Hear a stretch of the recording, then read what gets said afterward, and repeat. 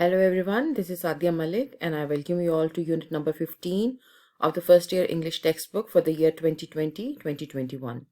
The name of the unit is University Days and it is written by James Thurber. So as usual, a little about the author. James Grover Thurber, he was born in 1894 and died in 1961. He was an American cartoonist, author, humorist, journalist, playwright, and a celebrated wit. Means that he had a very good way with words and he was very witty. He was best known for his cartoons and short stories published mainly in the New Yorker and collected in his numerous books. The satire, University Days, may be considered as an embodiment of Thurber's writing style, and his writing style is basically creative, compact, and especially amusing style by the usage of descriptive words, sense of humor, and his own anecdotes. So he usually share events from his own life and he makes fun of himself, but sometimes the underlying message is a very serious one.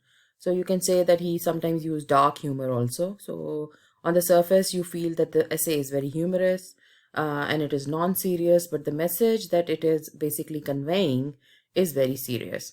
Now, there's something that you need to know about James Thurber before you read this essay, because the essay is basically based on one of the accidents that happened to him. When Thurber was 7 years old, he and one of his brothers were playing a game of William Tell when his brother shot James in the eye with an arrow.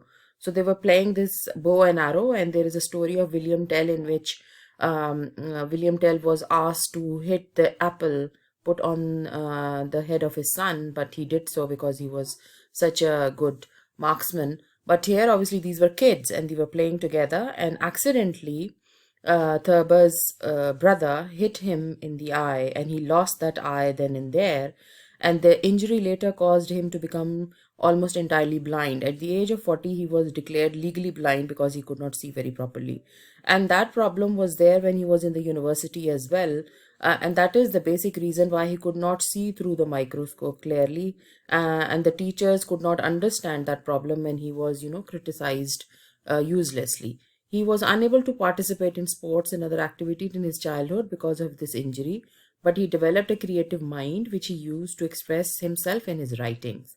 He never graduated from the university because his poor eyesight prevented him from taking a mandatory reserve officers training corps course. So when he was in a university, number one, he could not pass his botany course, and the other problem was that at that time the war was going on, and everybody was supposed to go in military for some time as a mandatory duty. But because of his eyesight, he used to fail the test and he never could pass. But in 1995, after his death, that is posthumously, he was awarded a degree. So, University Days' main theme is that numerous people believe that college is about being serious all the time, and in the essay University Days, Thurber talks about certain situations that happened to him at Ohio State University to demonstrate that it can be humorous as well as serious. As I told you earlier, that on the surface that his words look very non-serious and humorous, and we feel that he's making fun of himself, but somehow the implied theme is very serious. James Thurber presents a humorous anecdotes that illustrate how absurd and disappointing college can be.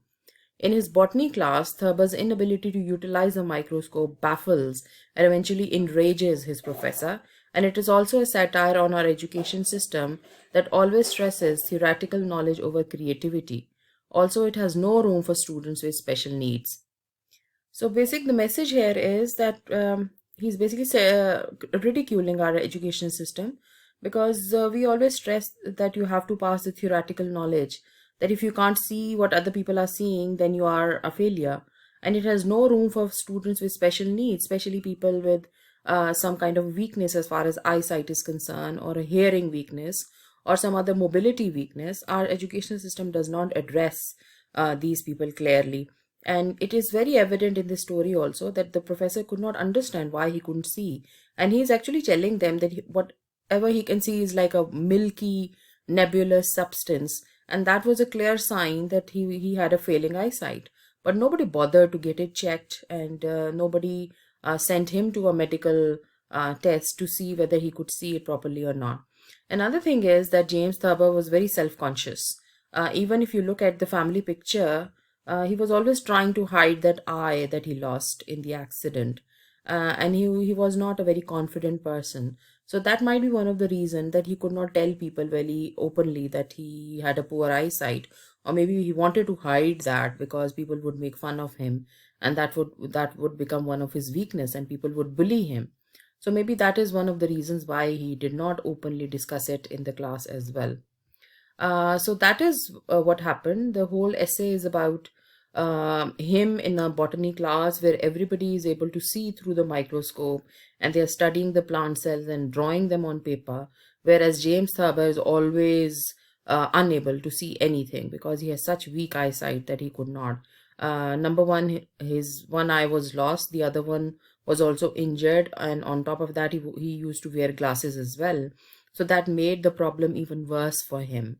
But it also shows how easy the professors used to give up on him, and his other abilities were not appreciated. He had a very good imagination, he was a good writer, especially when he says that it is better to see flowers in real rather than looking through at them through a microscope. But the professor says that, we need to study the structure of flowers, and we need to study the structure of plants, and that is more important.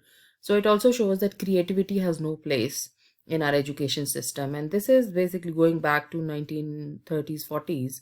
So maybe now in the West, education system has become more open towards people with special needs, but at that time it wasn't the case.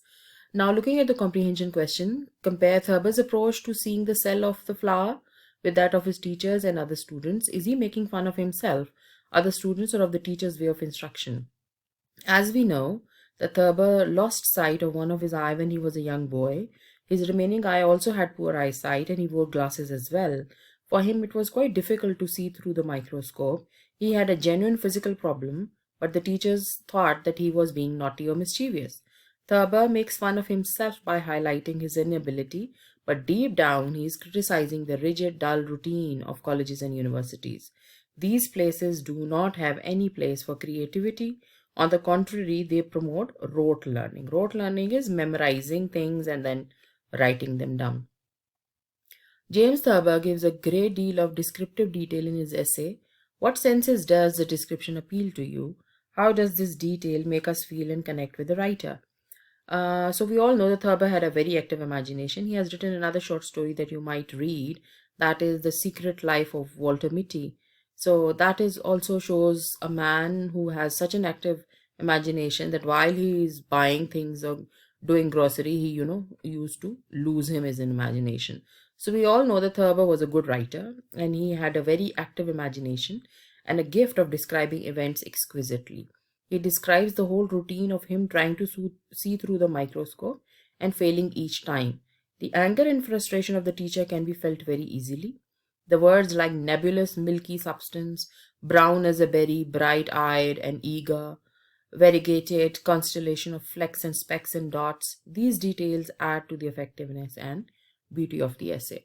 So he uses words which actually create pictures in our mind, which shows that he had a very good way with words. He used the words in a very good descriptive manner. So what the writers do is they create pictures in our mind, and if they have good vocabulary and good description skills, those pictures become very clear in our mind. And the same the case was with this essay as well. What is the theme of the essay? Is it implied or stated? What is the implied message of the essay? The theme is implied, which means that it is not clearly stated, but the reader has to deduce it while reading the essay, which we call it read between the lines. So he does not actually start with the essay saying that our education system is so boring and dull, and this is an essay about that. But this is a message, this is a theme that you get while you are reading it through the lines, through his different descriptions. The theme is the shortcoming of the school system that treats every child the same way and expects the same results from everybody. Everybody is supposed to study the same thing, everybody is supposed to take the same paper, everybody is supposed to do the same questions, and it is expected that everybody would be giving the same results, which is impossible. It stresses on rote learning. It is very rigid and does not have any space for children with special needs. And these special needs can be mental, it can be physical. Everybody is not gifted with a high IQ. But our school system have no place for children with lower IQs or any other physical disability. Although Thurber is using a humorous tone, but we can all feel his pain and frustration when he's unable to do what almost all of his class fellows can do. His inability is misunderstood. Teachers thought that he was dull and mentally incompetent. They couldn't understand his problem and labeled him as an irresponsible, low ability student. Instead of understanding his problem, he was failed in that subject and he could not get a degree.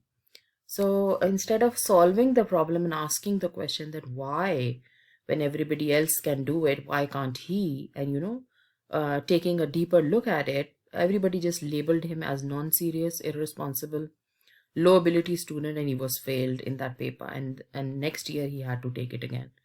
Why was the instructor irritated by Thurber? The instructor could not understand why Thurber was unable to see anything through the microscope when all the other students had no problem.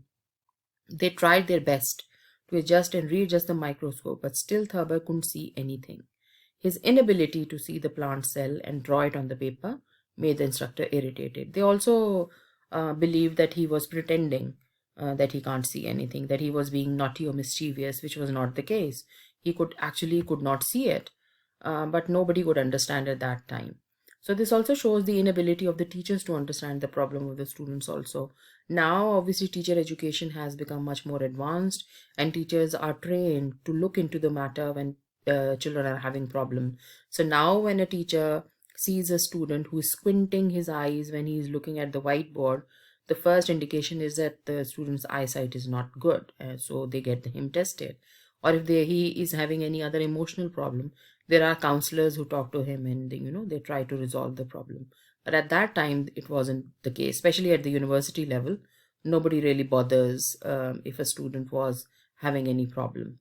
So this was your comprehension exercise. Please read the essay again and try to understand the words that you do not understand with the help of glossary written at the end with the meanings.